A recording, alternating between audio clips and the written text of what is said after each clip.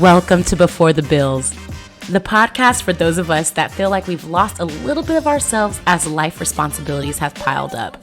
I'm your host, Tiara, an entrepreneur on a journey to reconnect with the drive, fearlessness, and energy of my younger self, and to inspire you to do the same.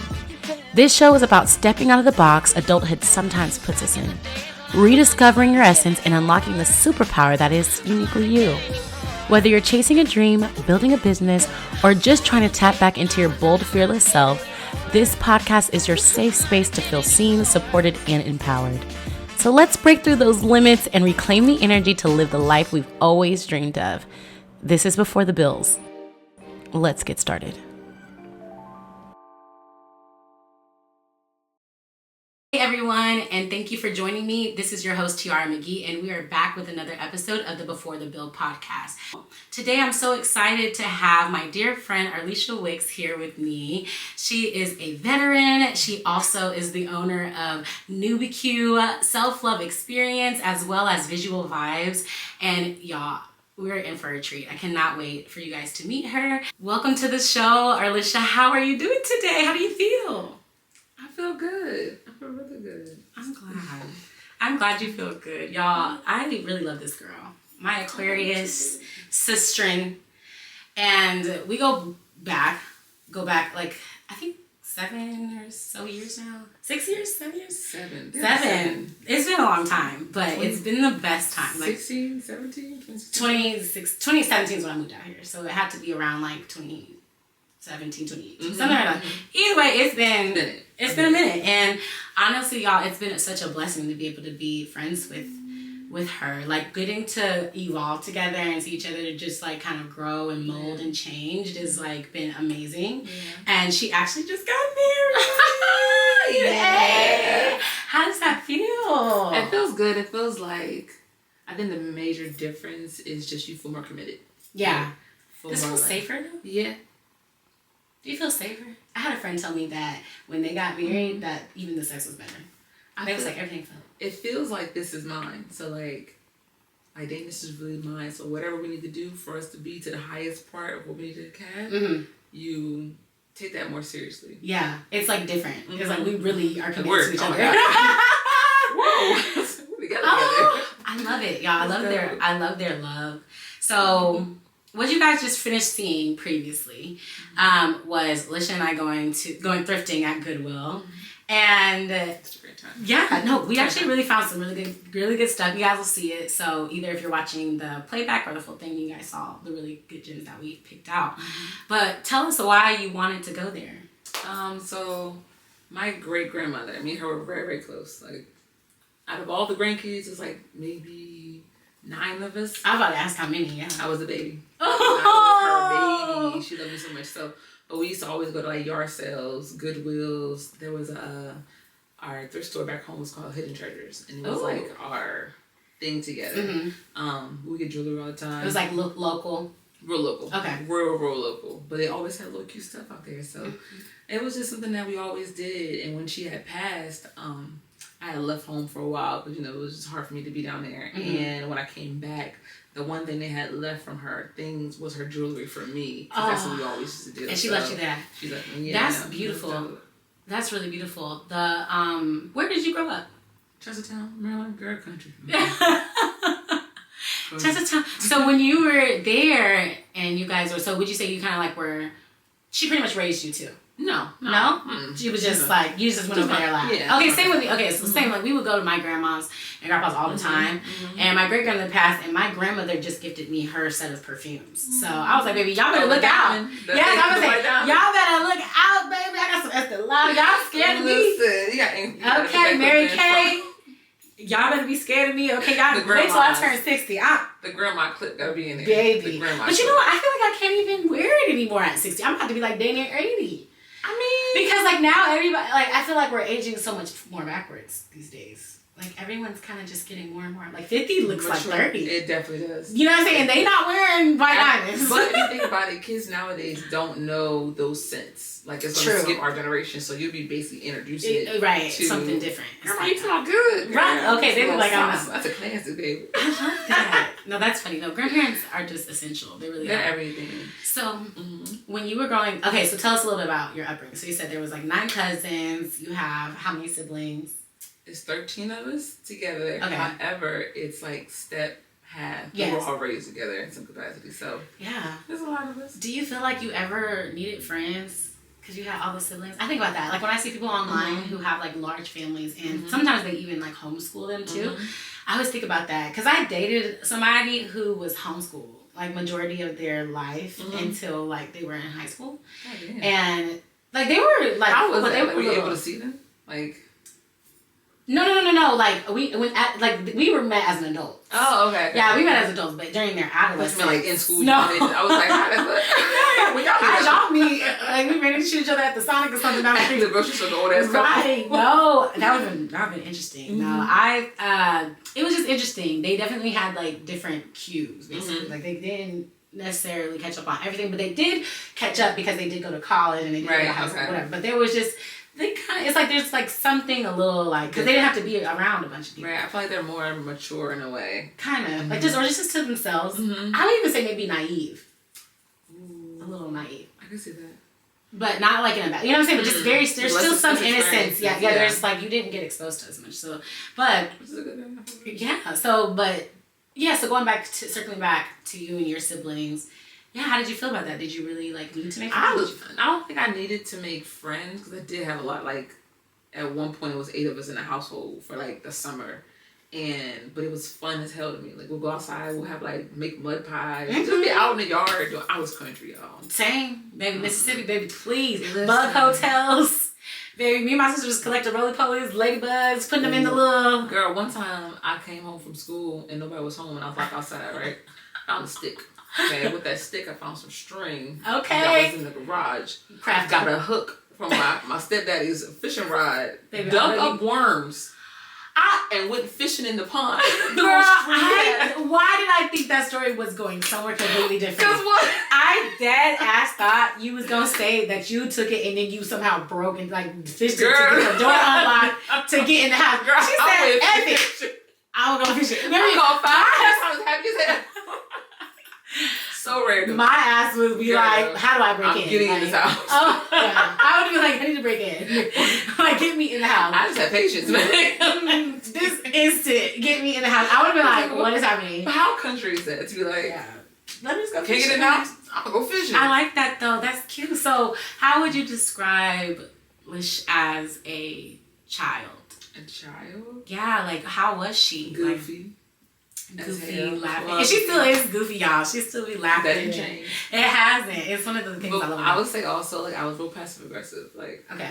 I was very, like, bubbly giddy. If you did something I didn't like, or, like, you told me no, or something, a conflict came up, oh my God, girl, shut down. Just nothing. Nothing. Do you feel like, okay, because I feel like I'm the oldest. So I didn't have the whole like younger, like get the baby, like you're the closest, so I didn't have that experience. So when my sister's the same way, so she's like sheltered, like she was like protect, like whatever. So it was like she kind of felt like she couldn't voice certain things either. Versus like I like kind of like what my word was what it was, because it was like I'm the oldest, I do whatever, you know. I was more responsible, but not due to the fact that like, you know, it's just due to mental health, I was just able to do things and function in a different way. And so I think I can understand like the shutting down or being passive aggressive or like whatever, or until it explodes, because like that would be like my sister, she'd be passive, but then like so mine wouldn't explode. I'd really just be silent. Like I would act differently, my energy would change, but I wouldn't tell you. Like I would just act. I was acting. Me too. You gonna feel it. I want you to feel the aura. My face. I have no poker face. You walk in the room. Hey, what's wrong? Nothing. Just whatever. Just tell knowing me. That you bad. But that affected me like for years. I was extremely passive aggressive. But I don't know. In the healing journey, you learn some things about yourself. Yeah. Do you feel like it won't get there? So all right, let's talk about you growing up, school, things like that. Like, how was school for you, and how, like, what was something that like really inspired you back then? Like, what was stuff that definitely like you were like, I like this, like this makes me happy. Okay. Going back to school, I was like a jock because I played all sports. Yes. I was well known. I'm also, because I was such a people pleaser, I fit into every group. So like, okay. I could be with the popular people. I could be with the nerds. I could be with one of my close friends was like this white gothic ass dude. But he was cool as shit. He was my homeboy. But I also played sports. I was with all the popular people. It just depended on. I would read books through the hallway. Like I was whatever anybody wanted. I was that. So I was really popular in high school. I was very popular in high school. But I was always tall, always strong. Did you know, like, when you were in that age, like, did you know, like, what interest did you have? Like, you know, when you were a kid, like, did you want, like, I know when I was growing up, I thought I was going to be a couple of things. I thought I was going to be, like, a fashion designer at one point. I thought I was going to be, like, a singer briefly. I thought I was going to be, like, a hair girl. I was going to be doing hair. I was, like, I don't know what I was thinking about that. The thing, like, being from a small town, you didn't really see people have, like, dreams. Like, no, everyone I knew either worked at a factory or worked at, like, a nurse or a fast food restaurant. My dad was a correctional officer. So, like, those were the... Main it was jobs. No, like, oh, I'm going after my purpose and I'm going to do this thing. It doesn't seem like... It wasn't that. So, growing up, I didn't know what I wanted to be. I know when I was a kid, I wanted to be a food taster, but I'm pretty sure that's because I was hungry. I love food. No, baby, we love food. But that was, I wanted to do gymnastics when I was younger. I wanted to do gymnastics when I was younger, but I was too tall to do it. I was, in my head, I'm not going to lie, I was like, oh, you was too tall for that. I would have still did it, though. I used to do flips all the time. I can see you back tucking. Girl. I did. So we relate in the same way with, like, being a part of everything. But I wouldn't say I was people pleasing. I really had genuine interest in everything. I was nosy. Or, like, maybe just very curious. So if it was of interest, then I just kind of was like, oh, I'll do that, you know, like, or I'll see what that's about, or I'll talk to that person, or like whatever. Like, my mom used to say that my friend group was like the United Nation because I had every friend group, like Asian, you know. And growing up, how I grew up, I was in a city, so it was like I could see a lot more, but I didn't see a lot of black people. I grew up around white people, majority of it, right? Or like unless I went to, when we go to Mississippi or we go to Houston, or I go to Chicago with my dad for the summer. And so I just kind of grew up with like, oh, you know, like very hippie-ish, honestly. So it was just kind of different. And it wasn't a matter of if we were going to college. It was like a which one, you know? So it was kind of like, we could dream. So I feel like I haven't heard like myself say understand I have that privilege. Because I feel like in school you see like your favorite subjects and stuff, but like what you see around you is what you can really like aspire for, right? Or like they say, you don't know it until you see it, right? That's why I really fell in love with being in DC. Like I came out here in 2012, and it was a culture shock for me. The amount of black people I seen here was like, wow. Oh, whoa, what is this? What is this?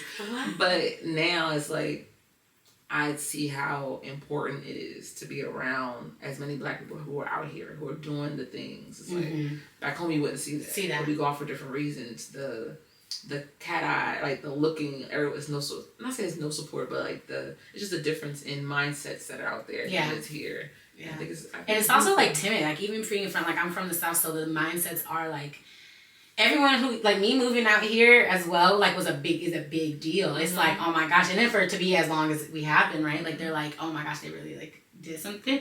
But I think, well, let me ask this. So when you went to the military, how did you decide that, okay, I'm going to do that? Was it like, parents had a lot of kids. So that's what we going to do. It wasn't up to them. Really, the Army guy actually came to the high school I was in. Okay. And I was really interested. I was like, I want to go to college, but I didn't get the scholarship that I wanted. And I didn't know what I wanted to do.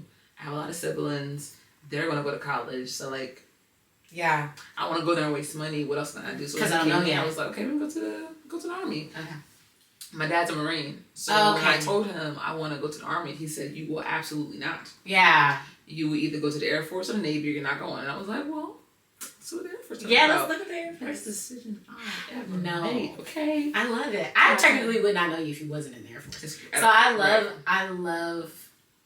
that. I wasn't so here. Yeah, how was your... Okay, so let's talk about how was Lisha then? Like, who was she then going into the Air Force? Going into the Air Force? So yeah, let's remember her. Like, what was she feeling and who was she?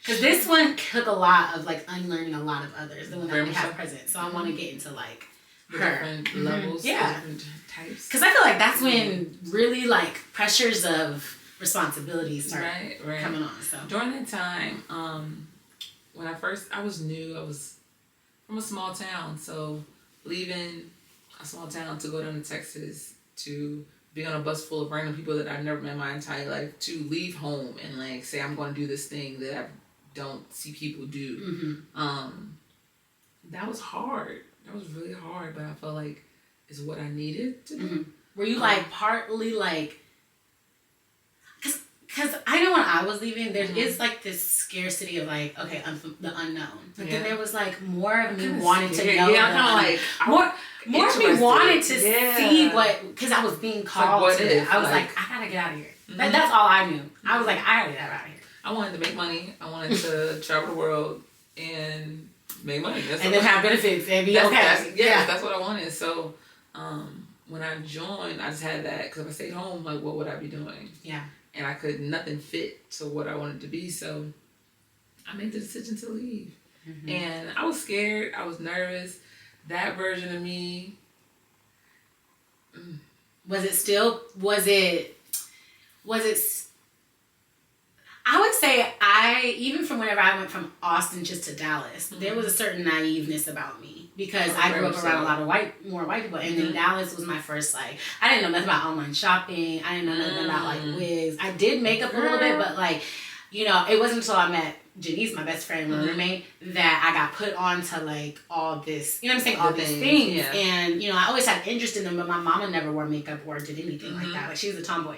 So she never, it was just, our hair had to be done, earrings in, and that's it. But I always had an interest in like makeup and stuff. It's good with that experience. But I didn't, it was like it was a culture shock for me too. And then I realized like, damn, like in Austin, everyone's just like, it's very like skinny is the look, like no, you're kind of wearing like overclass or whatever. Dallas, it's like, baby, they're like, I'm thick. They're like, I'm like, dang, what's happening? I didn't even, and I also wasn't used to as much attention either, because it was like I'm used to being around like not that many, you know. And I also had like a boyfriend drop my whole duration, well, most of my high school experience. So it was just like, it was just different. It was a shock. I was very like, I wouldn't say I was like completely like square or anything, because I definitely did some stuff, you know what I'm saying, whatever, but I was like still a virgin. I had never smoked weed before. I went to college very like doe-eyed, very like, oh my god, what is happening? Dangerous, baby. They caught me.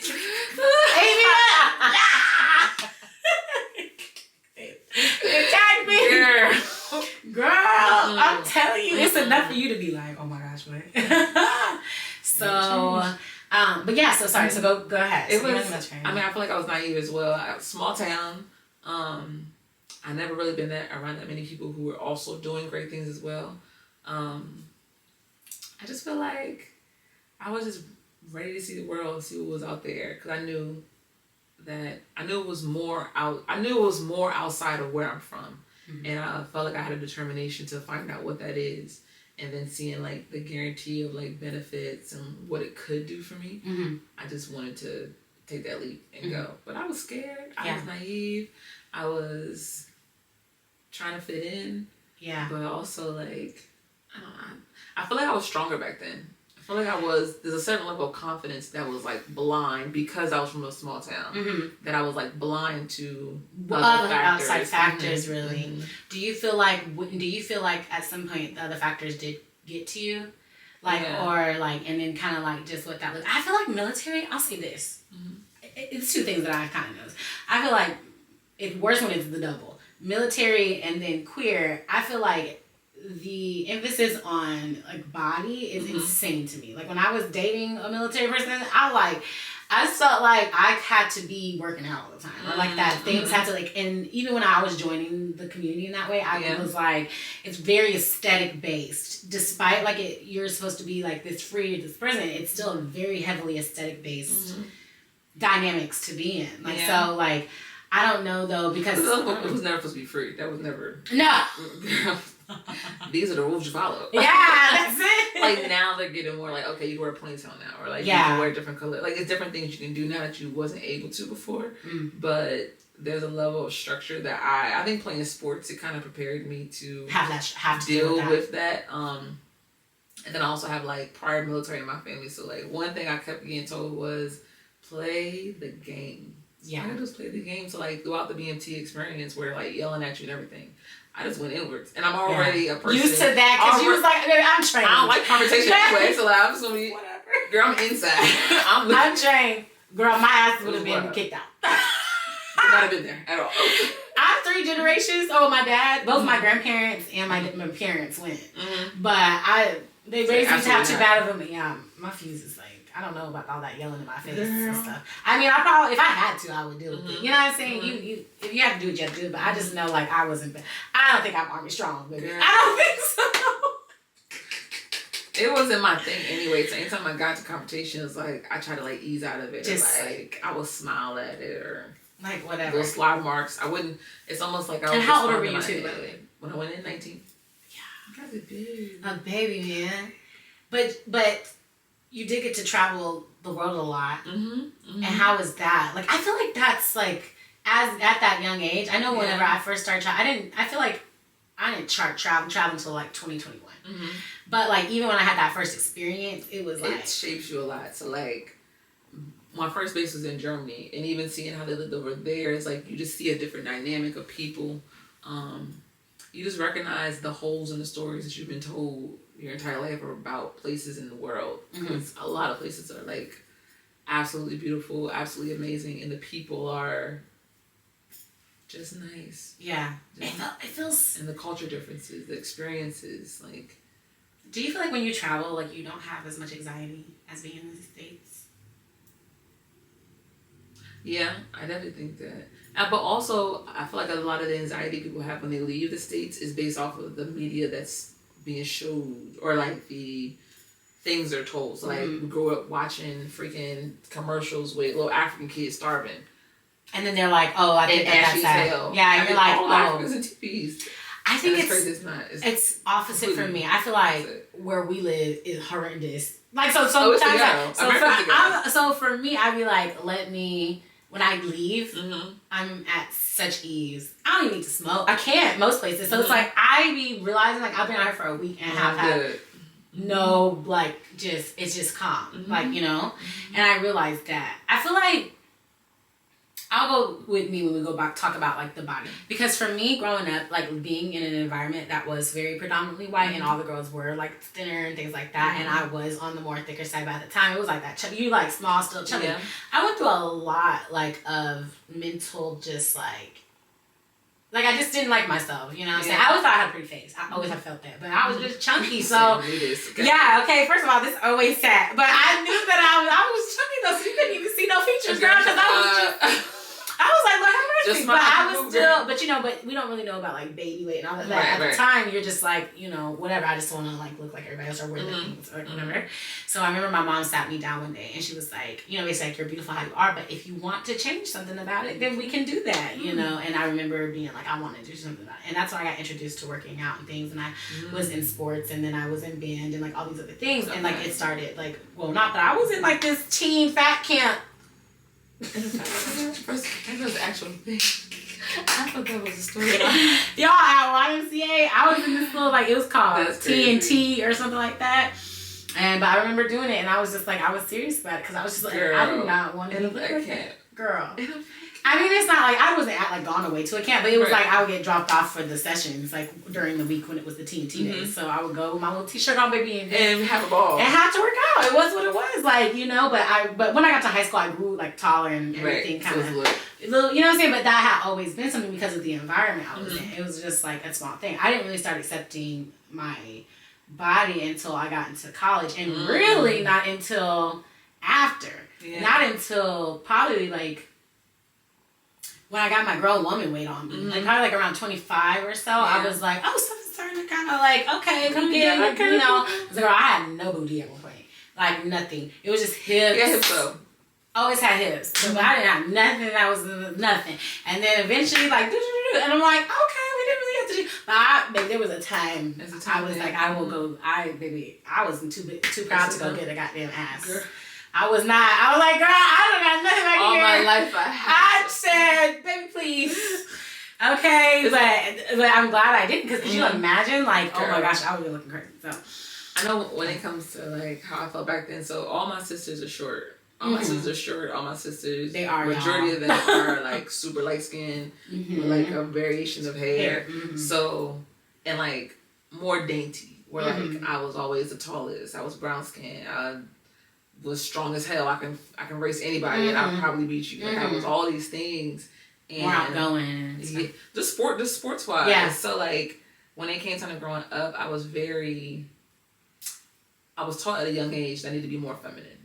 So like I wouldn't show the stronger side of myself. Like I always try to like you try to like make yourself smaller, or like make yourself like appear more. Like I would bend over so like I'd be the same height as everybody else. So like just little things that I always did until I got way older. And really honing in on the fact that like I'm tall, I'm strong, and I'm beautiful, and I'm all these things. And baby, I'm beautiful. In that.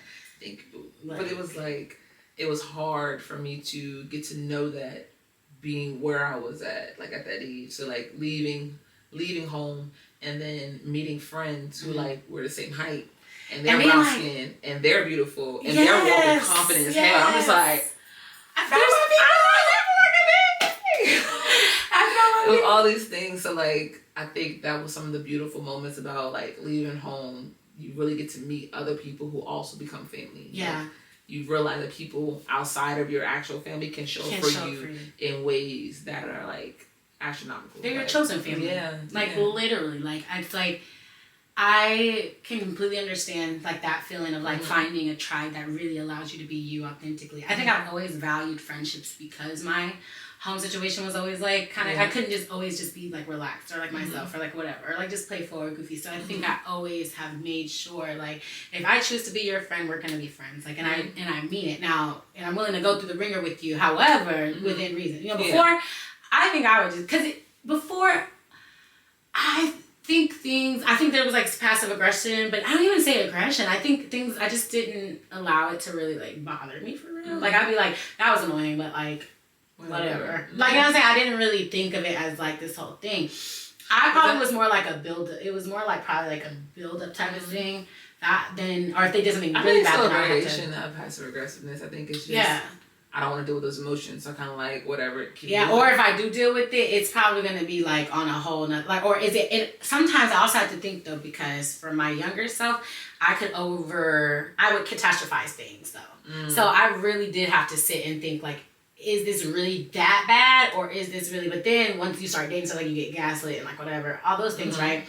You go through all that. But there was a time though that I did, because of my anxiety in my past and like whatever and how I grew up, I would make things like 20 on 10. Or like I didn't have the tools to be able to like not let things emotionally like take me to 0 to 100 because I was raised in that type of environment. Like they yell because we whatever. Like, and then it was like whatever. You just got it out and it was like you just took it, and then that was that, you know? And it wasn't until I realized, like, I didn't like that, though. Like, I don't like that behavior. Right. And so I wanted to change that behavior. Or, like, I don't like that. You know, I never had gotten to a place. I've been passive aggressive to a point where it took me to a very dark place. And then I think little things, like, leading up to that, like, I just had never, I think it just kept happening over and over, like so frequently to where I was just like, something has to give. And then I was just like, whatever. But I needed something. I'm hard-headed, okay? I'm one of God's stubborn kids, okay?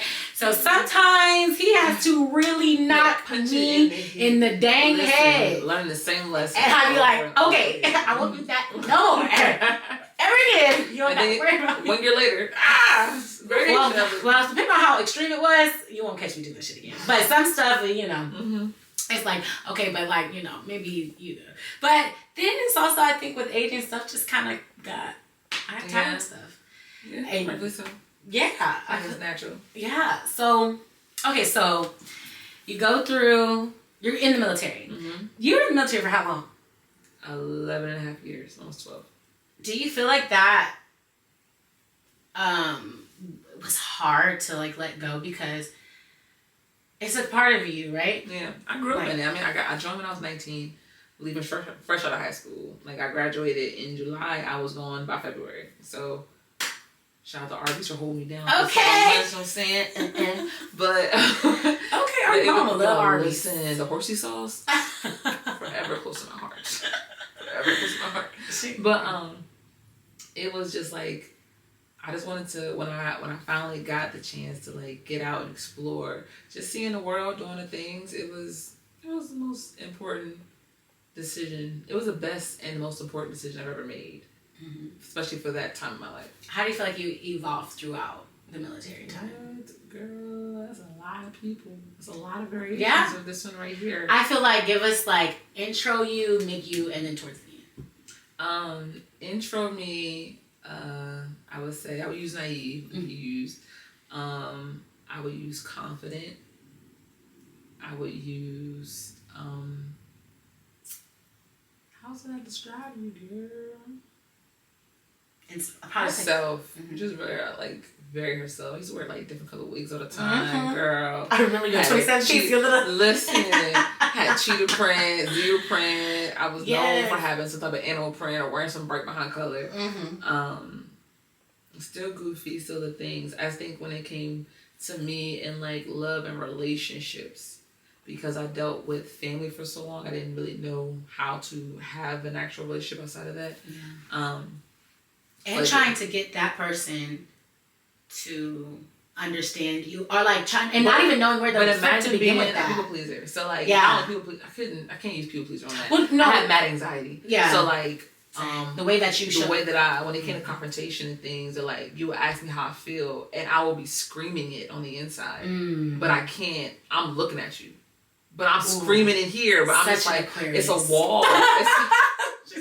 It was a wall that I couldn't like get past. Like, and it wasn't that I was afraid, or it wasn't that I was upset or mad or anything. It's just like the tools to be able to do it. When I was raised around like yelling, screaming, domestic violence. So rather than some people would take that and become like the angry version, I took that and became like a shell version. So like when I would be hit with confrontation, I would go inside myself and I would want to say something, but I'm scared of what to say, how to say it. I'm working through the emotions. Like, I got to say it the right way so that you don't, because I'm always afraid that whatever I say is going to take it to the level that I've seen it go. And so I don't want you to get to that point. I don't want to get to that point. So I was always afraid of the escalation. The escalation that can get to. Yeah. So that's my mom's upbringing. And she's like that. And that actually, as her offspring, caused us to have, because even though I didn't get the yelling and all of that, I got her shutting down on me. And so that caused me to have my own set of like insecurities or problems with that, with being ignored or like not being spoken to when I'm trying to express myself. So then it kind of almost created a cycle like me where I wanted to yell because you're not like, so it's like, because you're quiet, I feel like I have to be louder because you're not listening. And so then when I don't feel like I'm being listened to, now I get angry. And so it's like, instead of just being like, I don't have this, you know what I'm saying? It's like crazy how it works like that. The very thing you're trying to avoid, it's like you working through the things that have set you in, like the things that have made you the way that you are, like working through those things now before you have kids, I think is so vital. Because you're going to put, like, the things you don't heal will go to your children. Like, and you can't help it. It's just how you are. It's just how it is. And like, that's the beauty. I will say that's the beauty of, like, my mother specifically, because she was young and things like that. And just, like, she was a psychology major, too. So she cared about our thoughts and what we felt and, like, wanted us to, like, explain. So even to, like, our relationship is beautiful because I was able to have these, like, tough conversations, you know, especially as an adult now, being like, hey, like, this is what I went through. Like, I don't know what, but this was like, you know, it wasn't all, you know, and just because it wasn't the level of what you've experienced doesn't mean I still haven't experienced a lot. Right? So it was like coming together with that, like, you know, because it is perspective. Like, you think like, shoot, if maybe like, what is that? Y'all, you know, it's like that whole, you didn't go through anything because your perspective of your mom is different than her perspective of what happened for her to regime. Because she has her own set of emotions and things that happen. It's just a whole... It's so thin. But once you kind of decode decode that. And they're both valid. Yeah, they're valid both valid. experiences. And yeah, once you're able to decode that, though, you're able to really heal and let things be. I'm like, they did really the best that they had the tools to do. And with that, I've turned out pretty okay. And we can continue to have conversations and like evolve from that. And thank God they're willing to do that. But sometimes it's also like, you know, we've had to have space. We've had to have moments. We've had to have like boundaries to be set or whatever. And understand me as an adult now, right? And it's like, but it's the most like painful and beautiful thing to go through. Healing is just, it's really just a constant. It's gonna be painful before it gets better every time. Right. And sometimes it's deep and it's like, whoa. What are we doing?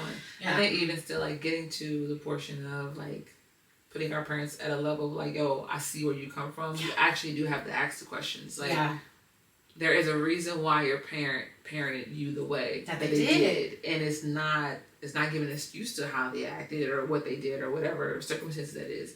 But it gives them a little bit more grace when you actually do go back and look at that. So, like, for me, and even the way that their parents parented. So talking to my grandmother, I'm able to really understand that. I'm like, I get, but also it's like, girl, you was literally like out here trying to raise 3 kids in Chicago during the civil rights era. You give them grace. I'd be like, you did what you could, girl. Like, you literally have a shot at hell, shit, but you did it. You know?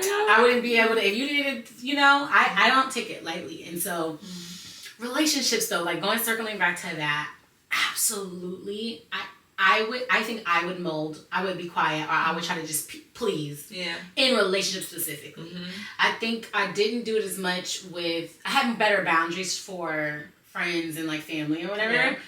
But when it came to relationships, I think my mom was not a physical touch person either. So I think I loved the affection. I loved. They would say your love language is the language you didn't get when you grew up. Yeah, exactly. So. Like words of affirmation, even though my mom told me she loved me, but my mom's a huge gift giver. So gifts to me are like whatever. Yeah, but you like doing like an act of service or like you know a physical affection or like whatever. It don't even necessarily have to be like spending in person time, but just like you thinking of me and like did something or like whatever, like something like that. Like you know would just help me out, like because I was just always having to be responsible. Right. So like, please, if you can take it off my plate, that'd be great. Please do that. I always taking care of shit around here. I don't want to do it no more. That's why I feel like my love language too has changed over the years. Where like I was 1000% words of affirmation. Just tell me. Yeah. Just tell me. But words be a whole bunch of hoopla sometimes. Yeah. It's like I have learned. Y'all this shit. Just be talking. It's just a whole bunch of yada yada yada. You don't mean none of that. Talking that rah. Okay. Until you get to a real one, you know what I'm saying? Yes. No. She has a real one. But it was like when I was younger, I didn't have the voice. And not saying I didn't have the voice, I had the voice inside, but not the one that would come through. So like my relationships were geared around me, like trying to be myself, but also let me do what you desire for me to, like whatever kind of person. I got asked you for your dream girl on the first date. Best believe by that third date, I'm wearing this. Do you like this? Do you like that? Person. So like, girl, I wasn't strong enough for who I am. I cringe at the thought of being that way. Girl. Because like that really was it. And I mean it was just raised with like that whole like now like, I'm telling you I could trace the other Ross's bitch out. I'm okay. Like either way, if love comes, cool, and I'm open.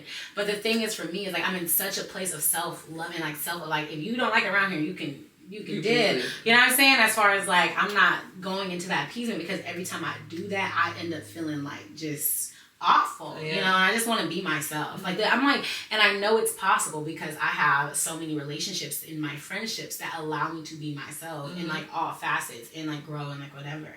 And I think that's what I say dating is one of the things that really like opens your mind if you let it to be just like an experience, not like it to be like, which before I would be like, this is my husband. This mine.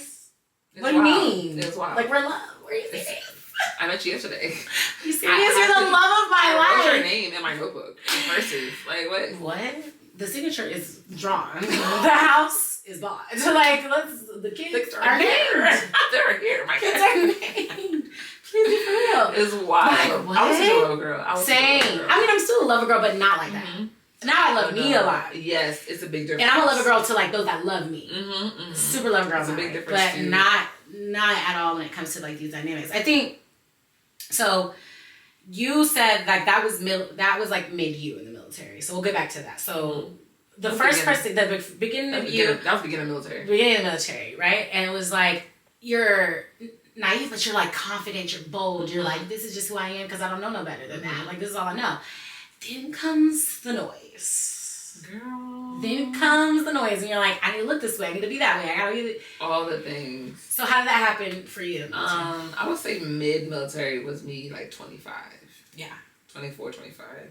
And I think my biggest struggle in life has always been friendship dynamics and like figuring out what that looks like for me and like my role in those friendships. And I did a lot of learning that throughout the years me being in and like just discovering yourself and dating people and doing all that. At 25, I was having a ball, girl. Having a ball, had abs to the teeth, baby. Listen, I was on all the things. I was out.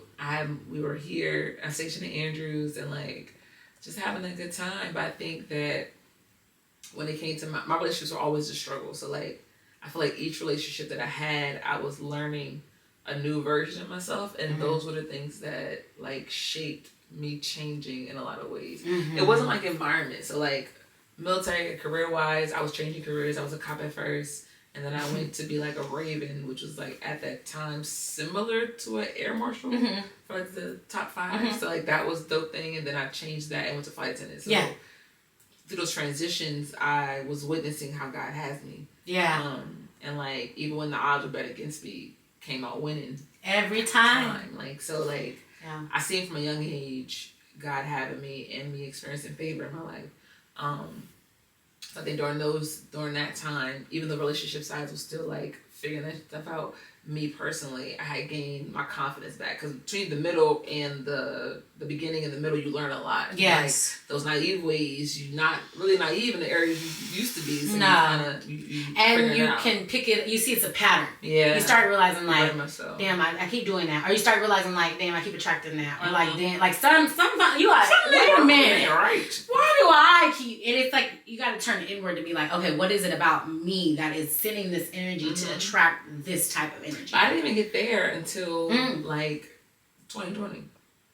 Really? Yeah. I started therapy in 2020, and that's when it's like things swapped like crazy. I could see that too. It was insane. So like the rose-colored glasses that I still had on as a kid, like those got taken off, and like I just got put to the wire, girl. Do you feel like? Swinging. When do you feel like? Life, did you always have a life-work balance, or do you feel like you lost your essence somewhere along the way when it came to just like trying to make sure you were okay, like making sure you're but the military is different because you guys have like they do housing and right like it's like not as much as far as like your foundation like finances wise that was okay. Right. That was always like okay. So it's like, but just responsibilities of like life and pressure of like certain things. They kind of hand you a lot of things. Like, I didn't have to deal with housing when I first got here, or like when I first went in the military, it was already paid for. Like when I got here for the first 2 years, it was paid for, and I got an apartment that I was me and my sister and then her childhood friend all got a house together. So I was paying $500 a month. Like, didn't save shit, girl. I was spending that money like it was, girl. You was like, wow, it's just like water. Just shake that person. I want to shake that person. No, that's how I feel about getting my I did get a scholarship to school, and I feel like dumb for getting grant. I had so much grant money, right? And I would do smart by like paying up my rent for like the whole semester, right? Girl, so I would pay my rent the whole semester, so I didn't have to worry about it. And then I still had stuff extra. But my dumb ass is out here getting my nails done every week, turning up, doing this, doing that. I'm like, girl, I could have bought a car cash. I was sweating. Back then. Just every time. But when you don't come from it, you're like, you get it for the first time. Girl, you're like, my first paycheck was like, my God. It's wild because I remember I used to have I had $115 paycheck and I made it last for the whole week. And I was like, oh, I got some money left over. And I go, girl, I should be gone in an hour. Give me like 30 minutes. I have spent. I don't even know what. Maybe a trip to Sephora, I would clock it in $300. If I need to, like what? It's literally insane. Like finances were always good. It was more so. I think relationships the responsibility of like. I think it's mainly the relationship and like learning who I am. Like those were the things that weren't controlled by the military. So like they kind of tell you what to wear, they tell you where to be, they tell you what time to be there. So do you feel like that? Though, like being told like what to like, how to be, what to do, what to say, like you know what I'm saying? Like, say, does that like take away any of your essence though? Because you're just like, I'm just. I mean, when I got out the military, I had a whole identity crisis. Like, I don't know who I am outside of this thing that I've been doing since I was 19. I'm now, I think I was 31. I just turned 30 when I got out. So it's just like, what do I do now? Who am I? Like, what does this look like? And I'm thinking like, oh, I'm gonna get out, gonna be great. I'm gonna do whatever. I had to like learn my style, like learn my temperament and me getting up and me setting that tone, like me setting those tones for my day and all that good stuff. Like it was so much for me to learn about myself on top of going to therapy. Like, I want to start going to therapy around the same time. So like I'm getting hit with family things. I'm getting hit with all of it. Every girl just knock me out, honey. Take me. Yeah, and it's like, what is happening right now? And it's like stuff that you thought like, oh, I'm cool. It's like it's coming up or it's like whatever. All of it. I'm like something as simple as like for me, my grandfather is away, right? And so for me, for the longest, I used to be like, okay, I really need to like deal with that or like figure out what that looks like because my kids are not gonna have a grandfather. Like I was seeing it as like my kids not having a grandfather because I lost mine because he was like the perfect one, right? Like but then it was like two people, you know, that whole thing. Right. But then my therapist was like, they do have a grandfather. Your dad is their grandfather. Oh. Something that simple. It was not connecting to me that my dad is their grandfather. And they'll have he begging me for grandkids. Like they will have a fantastic one. Right? Like you know what I'm saying? They will have a fantastic one. But it was because of my trauma with like trying to like rewind. I was thinking like, and then she's like, most people don't even know their great grandparents. And I was like, it like literally is the simplest thing, but that's what therapy could do. Because my mind was not computing that. My mind was not computing that. It was just like, they don't have nothing. What am I going to do? How am I going to address the questions? Like, you don't. You have a grandfather. What are you talking about? So it was even me. Then I was like, therapy for me was like so eye-opening. The main thing that I learned in there was like becoming more of my true self and recognizing, okay, I could talk to my friends about what's going on and like what happened with this person I was dating or whatever, but like can they push the button that says, hey, is a reason why you're doing that? Let's go back, let's go to that reason and then let's work through it. So like that's the major difference between like therapy and conversations with your friends or whoever you're venting to. I can vent all day. And I'm just, but it's like the accountability piece. I'm just gonna leave out of here and I got it off my chest, but what am I supposed to do? What I'm supposed to do? You always have to work backwards. It's like easy to like, as soon as I have any type of qualm or something, I think to myself like, what part of me is not being tended to right now, or what part of me is like not feeling safe or whatever. And as soon as you do that, you have time to process it. And I think before I was more reactive when my feelings was hurt about stuff. I necessarily wouldn't like, I don't know, but I would like slam something or like whatever. I was really hurt. So it's like for me, I didn't understand like, how could you hurt me? Like, why are you hurting me? Because all I want to do is love people. Right. And so then it's like, but but dealing me as an emotional person, as a lover or whatever, dealing with someone who's like narcissistic or manipulative or like hurt themselves and they don't have the ability to give that back to me. I realized I needed love. I can't keep dealing with these people. And you didn't know. And I didn't, and I'm like, no wonder they do not have the ability to love me the same because they didn't come from the same dynamics. I need somebody who comes from love. Like literally, that's it. Like I realized I was like, maybe everybody either is a motherless something, they got bad relationships with X, Y, and Z. I'm like, maybe and I think about all my friendships, if you really, majority of my friendships that have lasted through like, it's weird to say, but they have both their parents and they are loved. Majority of my friendships, most people have, in some capacity, both of their parents. Right. And come from some kind of level of love because they're able to love me the same way, whether they're together or not. Right. They have support. Right. And I really sat down and I went through like the friends that I've had that I keep close and that are with me and they that's like every single one of them know how to love you back.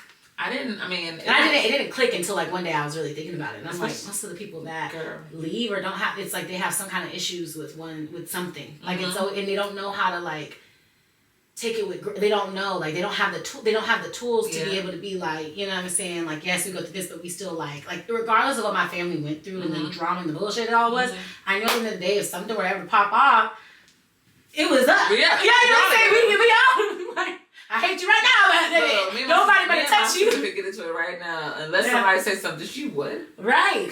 That's we could be big. What? I think, and so I'm like, just with that, what? Like, I still, like, I have that. And so that was something I realized. And I just realized, like, yeah, like, even though I'm attracted to the emo kid, I really am. Something about that, like, mysterious, like, whatever, it's like, I can see, always wanting to see the light in people, right? But no, I don't need to see what you showed me now. Now I'm like, now it's like that. I ain't looking for nothing. I need to see it right now. In relationships, it was so much like, pick me up. It was just like, I had to be what you wanted. And like, I had to show up in the way that you desired. And it wasn't that I wanted to be those things. It was that I needed someone to choose me. In order for you to choose me, or why do you keep leaving me, or like why? I remember, and it had to do so much more with my mom. Like in the variations that we were in, it was almost like I want to see you choose you, or like I want you to choose me, like choose me over the circumstances that we were in. Like, got you, yeah. Do it for me, and because I wasn't able to get that in a certain capacity, it kind of like it shaped how I handle people in general, my attachment styles to people, Yeah. It all was, I need you to choose me, so I'm going to do whatever I need to do in order to like be your person. The person that you love, that you desire, or whatever. So like that in 2021, I recognized that about myself. And like going back to different relationships that I was in, I just recognized that I was completely not myself in any capacity. Like, also, you realize, I don't know if I really loved those people. I did, but I don't think I did. Not me. The version of me that I thought the part of me, like, but it's like I would say like maybe like my first love and maybe two others, maybe one other, two. But when I really think about like, because I also think about how easy it was for me to move on, because I realized, like, one thing I can say about my mom is she didn't have no people around. Like, she was no nonsense. She said no to 2 proposals. Like, she was like a Virgo, no nonsense, got about her business, was a military, got 2 kids, and was like, got us a house. Like, I just always saw her like in that regard. So I've never been, and that's where I kind of got a jump start, because most women don't get to see a woman being like, no, I pick myself over this. I'm gonna do it. I'm gonna get out the mud. But she was also very selfless, to the point where like it would be at the benefit of her, and then she would look around like no one could do for her. You know what I'm saying? So I felt like my mama was always going out her way to do stuff for like everybody. She was always helping everybody. We always had to give to everybody. It was just give, and like give it. And so I got getting. But I have those qualities, and I realized, like, I'm staying up writing papers to niggas, all the things, and thinking that that's love, because you give when you love, you like show, you sacrifice yourself. And I want you to love me so much that I'm going to do it regardless. Yeah, and I'm a cook, I'm like all this stuff, right? It's insane.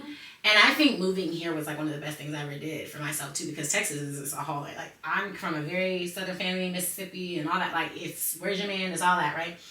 Coming here helped me to really just like broaden myself and just be like, I met like all of y'all, like everybody, and met like a village that really like all got the same, we have the same type of essence of like go-getters, wanting difference, wanting to heal, wanting to break the curses, kind of being the chosen ones as far as holistic journeys go. Like, it's not for nothing that we met. Like, you know what I'm saying? Or like that, it wasn't like when I first met you, I really felt like kindred to you. Yeah. It wasn't like you. Like, I was like, oh, like, I get it. You know, like, so, And I was just happy you wasn't mean to me. So I was just kind of like, okay. Look, I ain't got no issues with no one. Okay, I was here. So I was glad that, and then to see it like blossom. I would have never, I don't know if I ever would have thought that we would be the closest time. Like, I don't know if I would have ever thought. At that point, no, I didn't. No, I was like, we see each other. Have a good time. Right, and it's almost like it's like I blinked and like we're here, but I'm so grateful for it. And so moving from like you going to therapy, kind of identifying yourself, finding a real love, a true love, do you feel like, how has that been, like healing wise, as far as like having someone who really like is your twin and like all facets. Like she literally like in my relation, like myself, or just in relationships. However you feel like answering it. So like I would say for myself, how it's been since. I would say for relationships, the biggest thing that has changed is I am my most authentic self. Yeah. So when me and Tiara met, it was like, hey, I'm in healing right now. I'm also not taking, so if I don't want to wear heels, I'm not wearing it. If I don't want to do this, I'm not doing it. I'm showing up. Almost come a little it was kind of even like take it or leave it. Like repellent. Yeah, like here. This all here. All right. That's what I got. Do you want it? Read the list. Or not? It's here. Okay. And she was like, cool. And I was like, all right. Come on, just letting you know. But like, because I've never been my authentic self in a relationship ever in my entire life, besides like my babe now. So I have recognized that maybe I would have found love if I was more authentic, because I was aligning to people who were aligned to who I was showing up as. Yeah. But they weren't me. Yeah. So like I spent so much time in different relationships trying to be this variation of myself. And I feel like if I would have just been me, I would have found a person for me. So yeah. I think that that's why I'm in a place in my dating life that I do not, like, I'm cool with not. Because I wanted, because I'm very, I'm very cool on it. I'm thankful to be in that place at this age, which is nice, but I think it didn't come with, it came with a lot of trial and error, and I think it's so good to get on the other side of that. Girl. Of like, I just really... 30s is lit. 30 and up. I cannot wait. I feel like, oh my gosh, I feel like I've been freaking 20 going on 40 my whole life. Like, so for me, it's like, I love the idea of aging because I get to... I feel like the wisdom matches the age at that point. Like it starts to like match it more. And then it comes more. It's like the experiences you had really do like come to a head. Like, oh, I see that. I see why I did those things. And then like the confidence you have in yourself, like how you the grace you give yourself. The grace you give yourself. And people. No, the grace you give people. Because and I'm like, you can't really, no one can shake me now. It is such a peaceful place to be. I'm like, I can see exactly why they're doing that, and it's just like, okay, that's you. That's you. That's on you. Like I've thoroughly explained to you like exactly what so you got to do that and go about your business. But baby, I'm over here chilling, and whenever I feel like it's too much, then I'm still kind. I'm still gonna whatever. But now I am definitely in a place of like, no, like I'm saying, if I don't want to do it, then it's just not gonna happen. And I think that's like the beauty of being in this space, So. With where you are at, like, now in your life, how, on a scale of, like, 1 to 10, how free would you say you are? Like, with, like, really being, like, there, Damn. On a, like, free scale 1 to 10, I would say I'm at, like, an 8 and a half. That's beautiful. I feel like one thing getting out of the military and learning how to hone in on my own identity, figuring out who I am outside of the structure and all the things,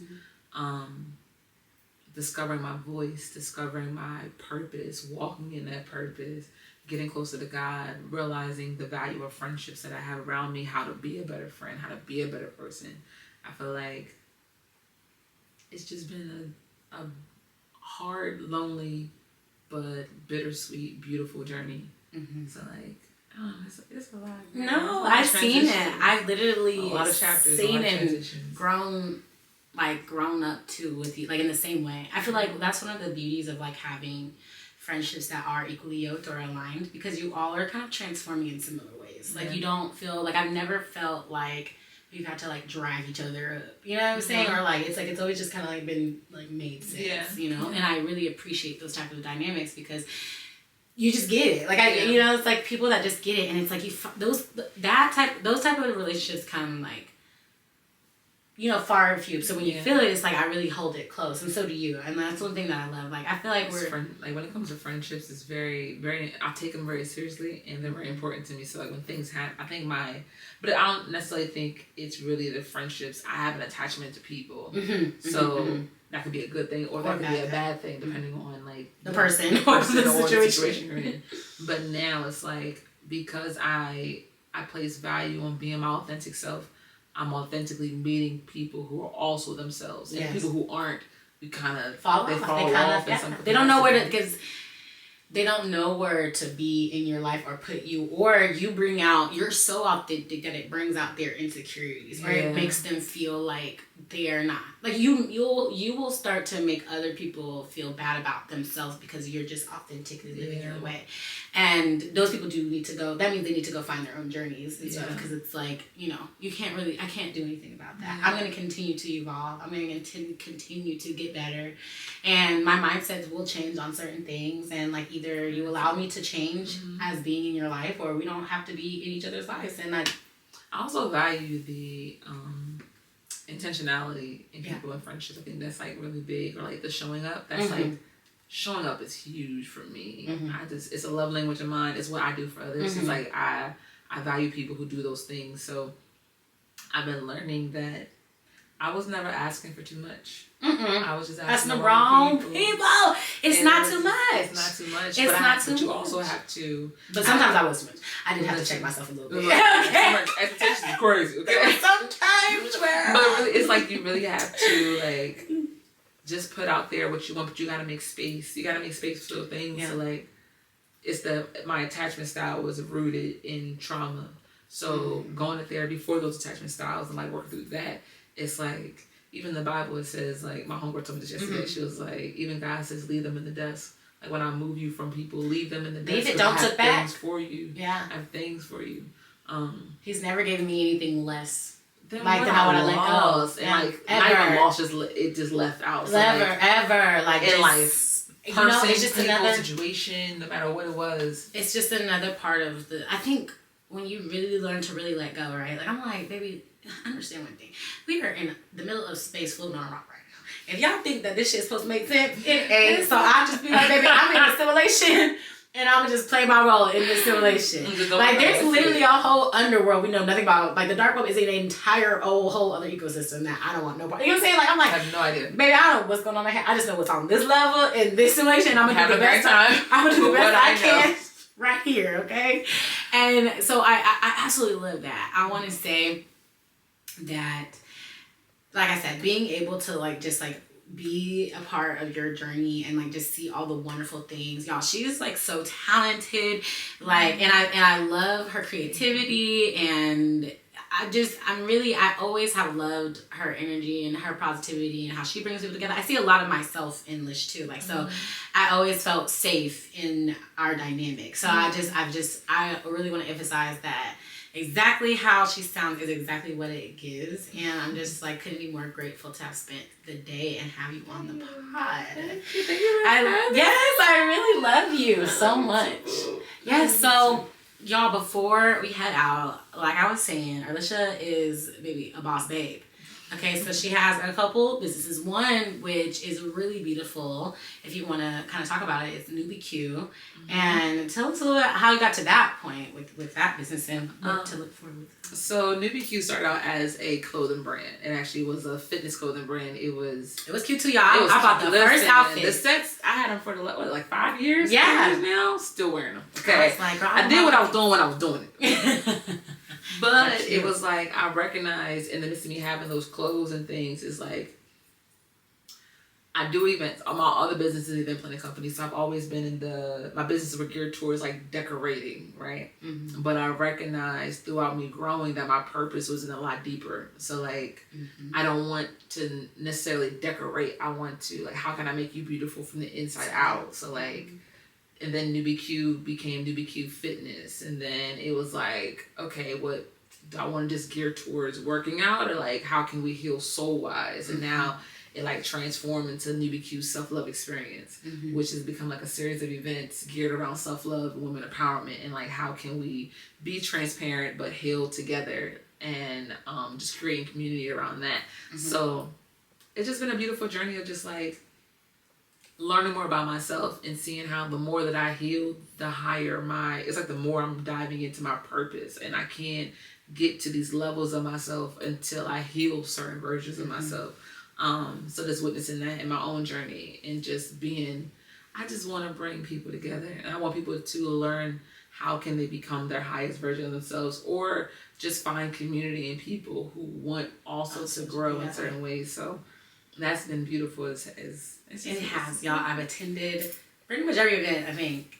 Yeah, I think so. Yeah, I've been to everyone, and they've been really. I show up, okay. I'm a friend that shows up. Period. No, they've been really beautiful. Being able to connect with the ladies like throughout each event, is just you're doing amazing work. And I actually, and the thing is also, y'all, like when you go to experiences like that, you know everyone there's soul and heart is in the same space. And I think that makes it even more of a safe environment to connect with like-minded women and like create friendships. Because like now, I have close friends. I have really good friendships now with like people I would have never otherwise gotten to know. And so, and you know, and that's just a part of being like a connector in general. Like, I absolutely love that, you know? And this is just like, only the beginning. I feel like it's just the surface level for everything, and like the fact that we're scratching the surface in this space. Yeah, it's like I can only imagine it's about to just take off. And then y'all, she has been mentioning that she is always great at decorating, which she is. She also has visual vibes. Yeah. That's my baby. So yes, first business I started was my event planning company. During that time, when I was in the military, I joined the military and I was like, I want to be Chief Wicks. That was the thing I wanted to do. And then I got introduced through a person I was dating, like entrepreneurship. And I was like, I ain't never heard that word before. What the entrepreneurship? What the heck is that? So then I went to my first networking event around people who were also entrepreneurs. And well, not also because I wasn't, but and they were doing things that were like purpose driven. And I was like, you do that for a living? Mm-hmm. Put me on, coach. I was like, so it got me thinking. I went home and I was just like, but that's the power of being in different environments. And like, because I would have never known meeting different people. I would have never even thought that was a possible thing, especially to see black people who are, it was a group of now black here in DC, women, baby, you can find, baby. It's the inspirations are everywhere. Yeah. But like in that journey, I was able to have those conversations with myself like, well, what's my purpose? I have a purpose. Mm-hmm. What's that? And like get on that. And during that time, I always had get-togethers. Like I would decorate my house. I would have put together my table parties. Just for no reason, just invite but my people over for us to connect and have a good time. It wasn't just all like, let's drink, dance, whatever. It was like, hey, like let's talk, let's play games, let's be community. Mm-hmm. So I've always done that in that capacity, and that led me to event planning. And I am creative. I do love decorating, but I am recognizing I'm getting back to the beginning phases of that, where like I did just want to bring people together. Yeah, I did want to create these intimate spaces that felt safe. So like I'm really just going now for Visual Vibes is transitioning. Like all of it's coming together. Like NewBQ Self Experience is coming together. It's in part 2. Yeah, so it's like it has been combined. Like the past 2 ones. Yeah, we had did the art in the puff and paint, and it was beautiful. Like the space you chose was beautiful, but it was almost like I could have saw you setting that up too. Like, you know what I'm saying? I'm like, of course you picked somewhere that like I'm like, but you would find somewhere like this. Actually, it kind of was similar to this, y'all. The music and the art. Get out of here. Yes, okay. So cute. And so y'all, she does events. So if you're in the DMV area and you have an event, definitely hit her up. She's amazing. And she has a partner in crime that can do photography as well. So amazing photography. So you guys can get a 2 for 1. Yeah. And 2 questions that we always leave off with is, one is, what advice would you give your younger self, and what advice your specific younger self, and then 2, you now, what would you tell a young girl that listens to this that's like maybe going back to go to the military, or maybe trying to figure out what she wants to do? What I would tell my younger self, I would do that one first. I would tell her she's gonna be okay. You're gonna figure it out, girl. You're gonna have to go do that shit. You're gonna have to go through it. You are protected. I would tell her that she's favored, that God has her. And to always stay close. I would just say that because never lose them. I would, if I had to go through everything again to be where I'm at, I definitely would. So like, I know how necessary each thing that I went through was necessary for me to get to another step. Like for me to the next step, to get to the higher version. Right. It's like I had to go through whatever, and then each time I've been through it, I've been stepping. Yeah, It's beautiful. It's just beautiful. Every layer, it's like you just see yourself like just peeling back. I always say it like this. I always say, I've always envisioned myself away. Like I've always seen myself like like grand type of, like, since I was young, I've always been that way. And I said, it's beautiful now seeing myself age and get closer. It's like I'm getting so close to her. Yeah. Not quite there, but like I can see myself like getting there towards her. Like even just in every facet, style, this, faith, what I feel like, I see it. And it's like now it's not so far off of like a vision. Now it's like, it makes the grind even harder because I'm that close. I feel like I'm so close to her. So it's like, I just want to keep chasing after. And then there's a new identity but the one that I see is like, she's so close. And so it's like, I think that's where, like keeping that eye on the prize of myself. Yeah. That's why I think, like has helped me is like, girl, we just, like I've never envisioned myself, like even if I go through certain things, I still know like the angle is this girl, this woman that I see for myself. So I know like I'm almost there. And I also have to be real with myself too. It's like the type of person that I want to try. Am I really that person? Yeah, it was like that person. And that took me some time too. Like I had to really be like, no. I might look the part, but bitch. But I would be in there like, I'm not supposed to be here right. Like, oh gosh. Okay, and then advice for. Oh, and advice for someone. Just advice for someone. Advice. My main thing to advise anybody is like, know that you're enough. Yeah. I think that's something I struggle with a lot. Like knowing that, and not just enough for whatever, like you are enough as in like who you are right now. You have everything that you need to get to the next level of you, but you have to learn how to be strong in that and be confident in that. And the ways to get through that, take your behind the therapy. Yeah.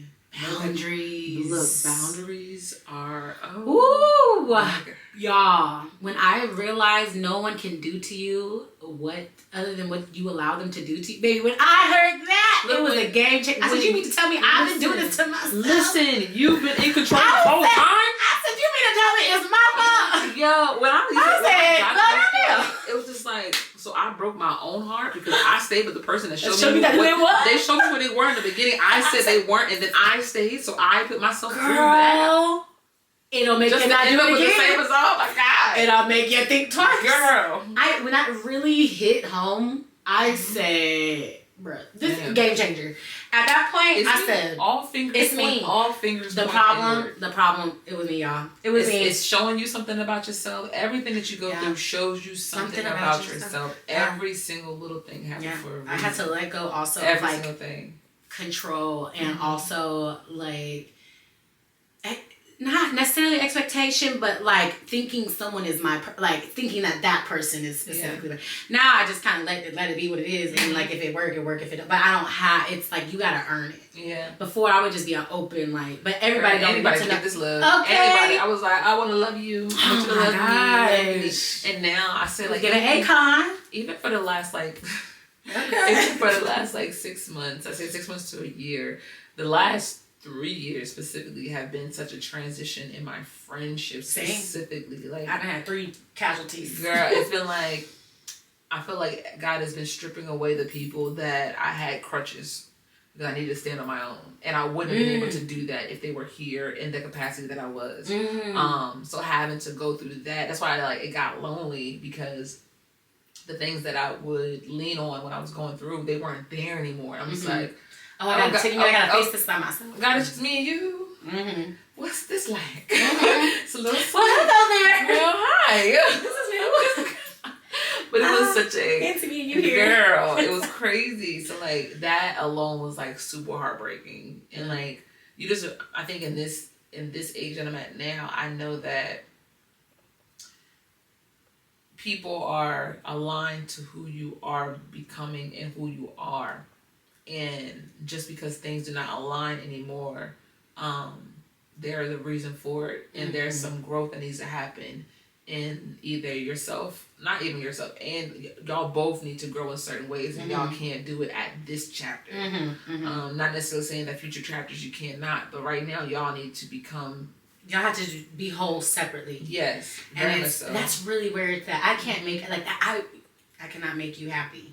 Not in that way. I mean, you have to have a level of self-love, self-happiness that, like, regardless of what happened, because I'm not always going to be my best person all the time. Like, you got to, you know what I'm saying? Like, you got to make sure, like, you have the tools as well. And I think a lot of times people do look for other people for their happiness, but that's just because that's what we were brought on. Like, I think, you know, I think it's just beautiful how the whole process works once you really understand. It's like even now, because at first you'd be like, "What the hell?"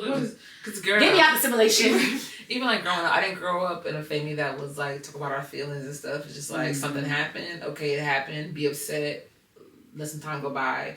That never happened. They would fight, and the next day everybody was at the cookout. But like it's so unhealthy to like not have the conversation. So like I had to learn how to even have genuine friendships outside of that. Like okay, I should talk to you now. Like now it's like okay, we're gonna have the conversation. That passive aggressive little girl, I hug her all the time because she's no longer here. Yes. Like, and you have to tell her, like, I got us. I got us now. And one of the things my therapist told me, one of my things my therapist told me too, she was like, you have to allow the new TR to be in the driver's seat and just like trust that she's gonna drive you there and get you there. And the other one, she's still there with you, but in the back, like in the trunk type of the back. I feel disrespected. Like before, like, if you come at me a certain kind of way now, it's just like, are you okay? Me?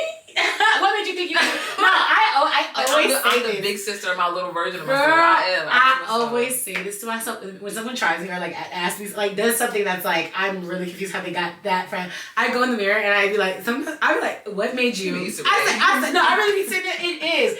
I be like, now what about you made them think that they could talk to you like that, or what about you made them think that they could ask you some shit like that? Like we need to really reevaluate that. And I would be like, like, or is it just them, or was it just someone trying? But even like in that sense, I find myself getting to a place of like what you got going on. Oh yeah.